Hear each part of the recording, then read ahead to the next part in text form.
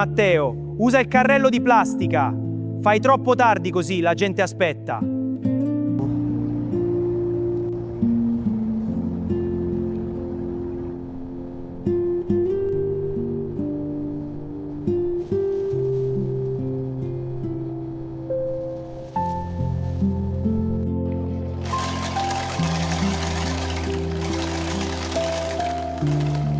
Venezia ha bisogno di silenzio.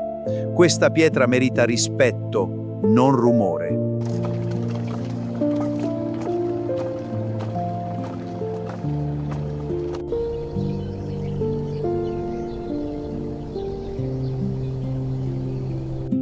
L'efficienza non è tutto. Proteggere l'anima della nostra città è il vero lavoro.